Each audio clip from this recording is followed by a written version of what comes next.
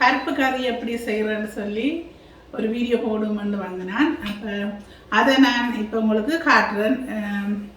சிவப்பு பருப்பு மைசூர் பருப்புன்னு சொல்லிவினோம்.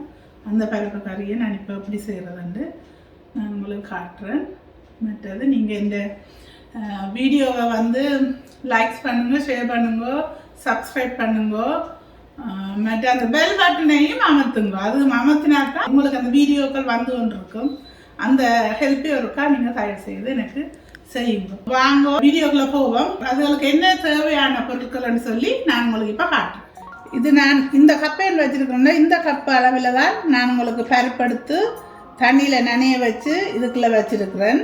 அதுக்கு தேவையானது பருப்பு, எண்ணெய், மிளகாய், செத்த மிளகாய் 2, கொஞ்சம் மிளகு, பெருஞ்சீரகம் 1 டீஸ்பூன், புடலங்காறு சின்ன காய் இருந்து எடுத்து வச்சிருக்கிறேன், 2 மிளகாய், பாதி தேசிக்காய், 2 வெங்காயம், 2 நெட்டு கருவேப்பிலை, 1 டீஸ்பூன் 1.5 நான் கோடைக்கில் காட்டணுங்களுக்கு தூள் தேவை, மற்றொரு பாதி தேங்காயில் ஒரு தேங்காய் உடைச்சி அதில் பாதியில் அரைவாசி எடுத்து 1.5 கப் தண்ணி விட்டு வச்சிருக்கிறேன். மற்றது கட்டிங் போட்டு வெட்டுறதுக்கு ரெடி. இப்போ அடுப்பு போட்டு சட்டி வச்சுட்டேன். சட்டி ஹீட் ஆகிட்டு அதுக்கு தேவையான அளவு எண்ணெய் விடுறேன்.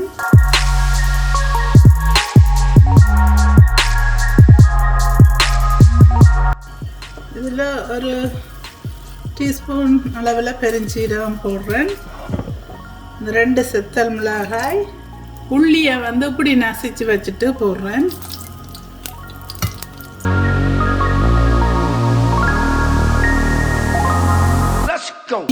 வெட்டி வச்ச வெங்காயத்தை போடுறேன்.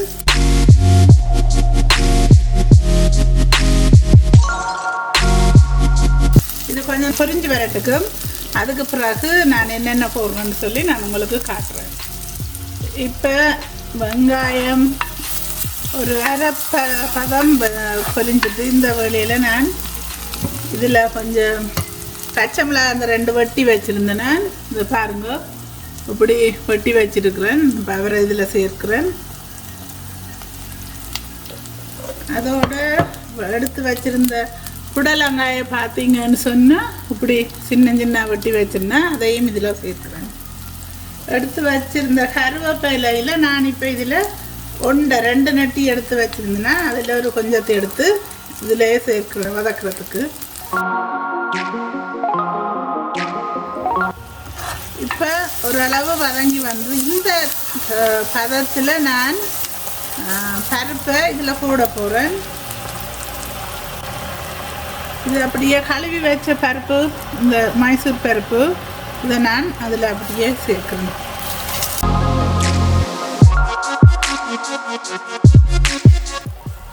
இதில் வந்து குழம்பு அந்த கறிக்கு போடுற பவுடர் மிளகாய் தூள், கறித்தூளில்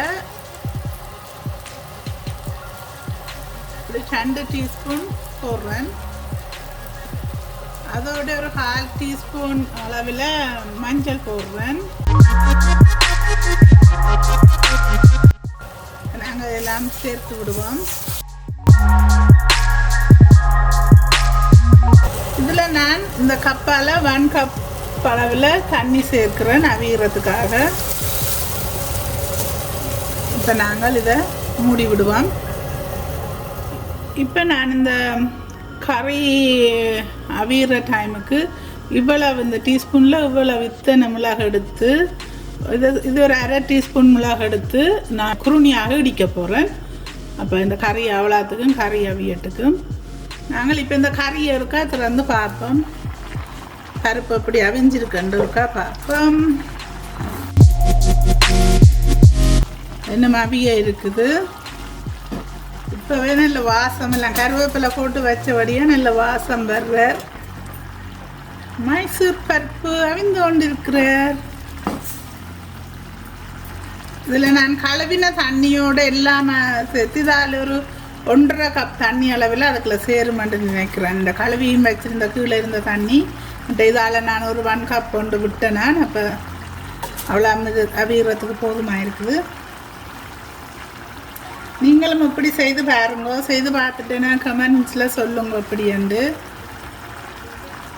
அப்போ தான் எனக்கு நிறைய வீடியோக்கள் செய்கிறதுக்கு சந்தோஷமாக இருக்குது. உங்களோட கமெண்ட்ஸை பார்க்க நீங்கள் இதில் எனக்கு செய்து போட்டு சொல்லுங்கள். இதெல்லாம் இந்த பருப்பு கறியெல்லாம் சரியான ஈஸி செய்கிறது.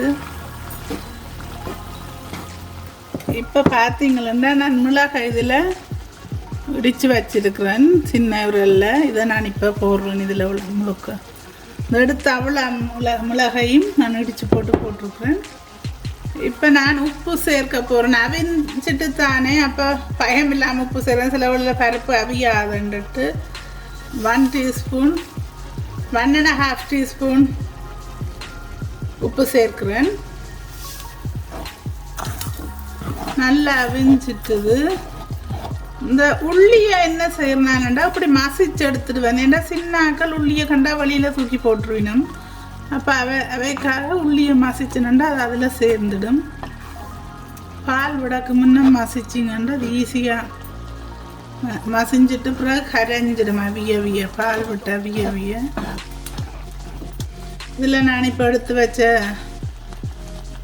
பால் அவ்வளவும் விடுகிறேன். இது தேங்காய் பால். இவ்வளவும் தேங்காய் எடுத்து அரைச்செடுத்த பால். இன்னும் ஒரு 1 கப்பில் இது பசுப்பால் எடுத்து வச்சிருக்கிறேன். அதையும் நான் இந்த பருப்புக்கு சேர்க்கிறேன். அதை நான் உங்களுக்கு காட்ட மறந்துட்டேன். 1 கப் இந்த கப்பால் 1 கப் பால் அதையும் சேர்க்கிறேன். இப்போ எல்லாம் கலந்து விடுவோம். கலந்து விட்டுட்டு நாங்கள் என்ன மூடி விடுவோம். கொஞ்சம் அவிய வேணும். இனி எல்லாம் சேர்ந்து கொதிக்கட்டுக்கு இப்படி கொஞ்சமாக மூடி விடுவோம். இப்போ இந்த பொங்கி ஊத்துண்டிடும் கொஞ்சமாக மூடி விடுவோம். இப்போ பார்ப்போம் எப்படி பருப்பு வந்திருக்குண்டு.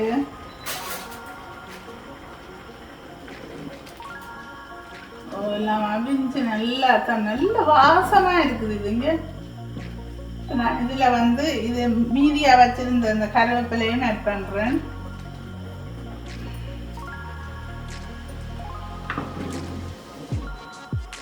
பாருங்க நல்ல ஒரு பருப்பு கறி. வேலை குயிக்காக நீங்கள் செய்து கொள்ளலாம். இனி இதோட ஒரு அப்பளம் பொரிச்சிட்டு ரைஸோட சாப்பிடலாம். இதோட எல்லாம் ஏதாவது துணைக்கறி இருந்தால் நீங்கள் அதையும் போட்டு சாப்பிடலாம். இந்த பருப்பு எப்படி சமைக்கிறதுன்னு சொல்லி நான் உங்களுக்கு இந்த இதை காட்டி தந்திருக்கிறேன். சமைச்சு பார்த்துட்டு சொல்லுங்க. இப்போ நான் நல்லா அடுப்பை குறைச்சி விட்டு ஏண்டால் இது மண் சட்டி என்றபடியாக நீங்கள் அடுப்பு எவ்வளோ குறைச்சாலும் அவர் கொதிச்சு கொண்டே இருப்பார் சூட்டில். இங்கே பாருங்க இன்னும் கொதிச்சு கொண்டு இருக்கிறார். அப்போ இதை நான் அப்படியே விட்டுட்டு இன்னும் ஒரு கொஞ்ச நேரத்தால் அப்படியே மூடி விட போகிறேன். இப்போ பாருங்க ஃபுல்லாக அடுப்பு பண்ணியும் அவர் இன்னும் கொதிச்சு கொண்டு இருக்கிறார். இப்போ இதில் நான் இந்த பாதி தேசிக்காயில் பாதி தான் இதுக்கு விட போகிறேன்.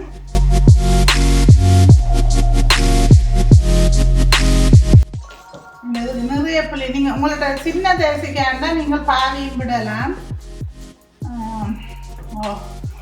உண்மையாக அந்த கறிக்கு நீங்கள் தேசிக்காய் விட்டா பிறகு சரியான வாசம் கொண்டு வரும். நல்ல வாசம் வரும் கறிக்கு.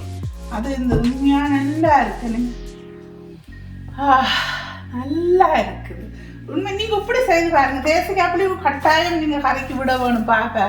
பருப்பு கறிக்கு பால் கறிகளுக்கு எல்லாம் விட வேணும். நீங்கள் விட்டு சமைச்சு பாருங்கள். சில பேர் விடுறையில், ஆனால் நான் விட்டு சமைக்கிறேன். நான் பிள்ளைகள் எல்லாம் விரும்பி நல்லா சாப்பிடுவாங்க. நான் டேஸ்ட் பண்ணி காட்டுறேன் உங்களுக்கு. நல்லா இருக்குது. வெப்பம் இல்லை ஒன்றும் இல்லை. நல்ல குழந்தைகள் எல்லாம் சாப்பிட்ற மாதிரி நல்ல ஒரு கறி. நீங்கள் செய்து பார்த்துட்டு எனக்கு கமெண்ட்ஸில் சொல்லுங்க. உப்பு புளி தேசிக்காய் புளி விட வேணும். நீங்கள் அது உண்மையாக பருப்புக்கு இறக்கினாப்படாது. நீங்கள் பருப்புக்கரை செய்து இறக்கினாப்படாது தேசிக்காய் புளி விட வேணும். தேங்க்யூ. நீங்கள் எந்த சேனலுக்கு சப்போர்ட் பண்ணுற அனைத்து உள்ளவங்களுக்கும் மிக்க மிக்க நன்றி. தேங்க்யூ.